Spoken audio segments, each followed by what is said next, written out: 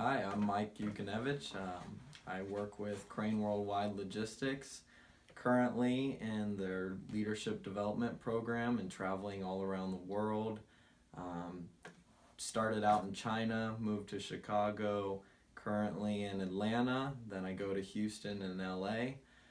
Dr. Keller asked me to speak a little bit about what I do and how I got to where I am. So I guess starting from the beginning, I was in your seats as a student at the University of West Florida studying supply chain logistics.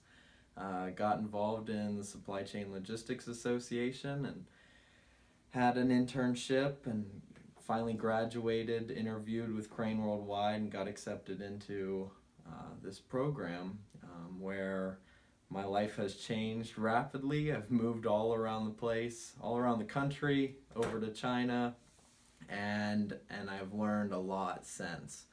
I do a lot of logistics and the topics you guys talk about: ocean freight, air freight, global supply chain management, and pretty much anything you're learning about, I see or touch on a daily basis for sure. Mike, tell us, if you will, leading up to graduation, what do our students need to think about, and how did you prepare to have a job offer before graduation in this field of logistics and supply chain management? Certainly. So after meeting with many recruiters, going to the job fairs, it became apparent what I needed to do, and that was some sort of leadership role, whether it's in a club here at the university, a sports team, at your church, wherever it may be. Having some sort of internship. Companies like to know that you have some business experience. It doesn't have to be working for a freight forwarder or trucking company, just any kind of experience you can get. And then also you got to have the interest. I lucked out with supply chain, fell in love with transportation, and I went after those three things my last 2 years here at the university. Mike, when did you graduate? And when you graduated, you began this leadership development program with Crane Worldwide Logistics. What's special about that program? So when did you graduate, and what's special about your program? Yeah. So I actually graduated in December of 2015, and then started the program in July of 2016. And what I think is special to this program, to the LDP program at Crane Worldwide, is it really opens up your opportunities. Every 10 weeks I move. Every 10 weeks my job description changes.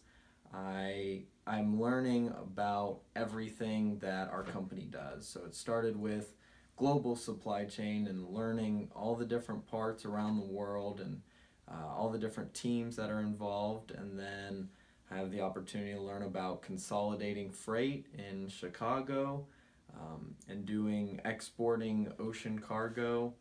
Now I'm learning about domestic freight in Atlanta.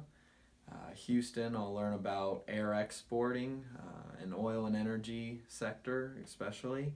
And then when I go to LA, I learn a little bit about importing. So this program really offered me or gave me the opportunity to learn about every different sector. And then after a year of traveling and learning,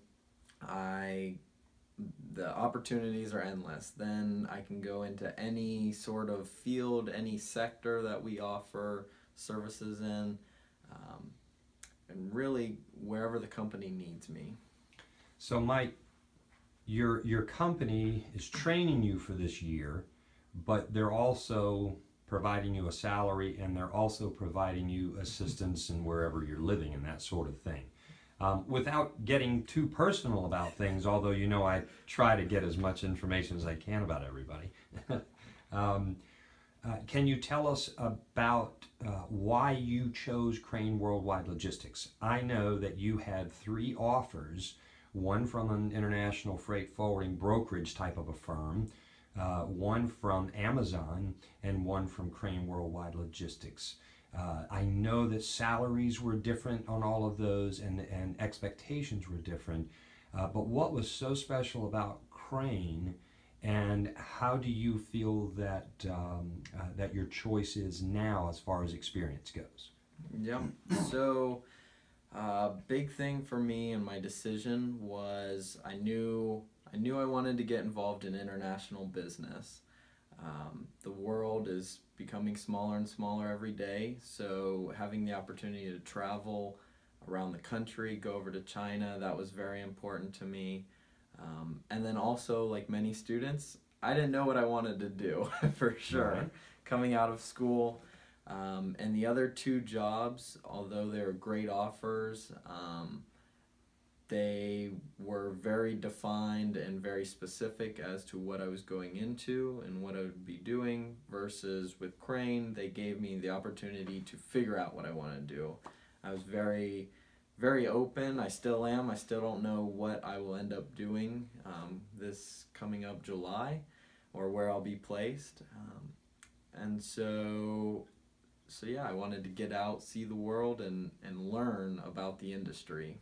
So there's always a fear of the unknown, but Crane Worldwide will work with you so that it's kind of a collaborative decision as to, once you're done with your training program, where you will go to best help the company, but also to best help the development that you want into the career you want with Crane. Is that right? Absolutely. And what paths are there in career development in Crane? Yeah. So, looking broadly at our company, you have your sales team and you have your operations team. Obviously, sales goes out, obtains new customers, new business, move more freight each year.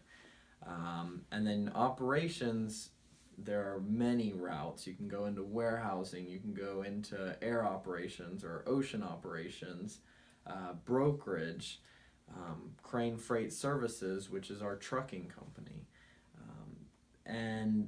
And so after my program, yes, they open up the doors to me. They ask me where I'd like to live, what I'd like to do, or what I thought I was good at, and then all of my managers also get together, discuss where they saw my strengths, where they saw my weaknesses, where the company believes I would be best placed at, where I'd be the most effective.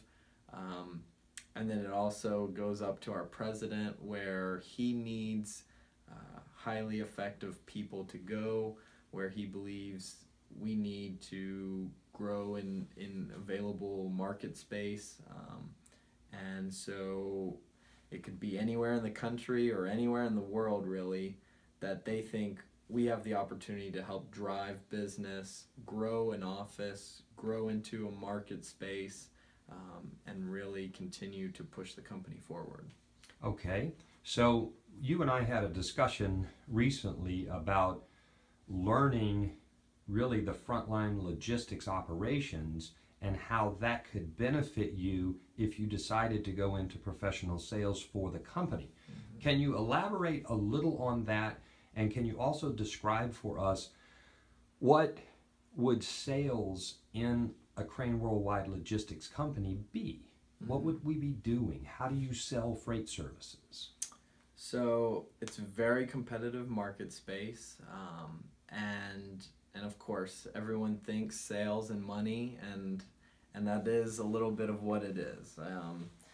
People want to get into sales because they want to make big money, and when you're talking about freight services for a company, say Dell, we move Dell servers all around the world for them, supercomputers, and you're talking a couple $1 million a year, probably upwards of $10-20 million a year in business, and for that salesperson, that could be close to $1 million in a paycheck for them. So so it's very lucrative and it's very appealing, but especially in our business, the more knowledge you have, the more experience you have with cargo and freight and freight forwarding, the more respect you get. So the problem is people want to come out of college, jump into sales for a company like Crane,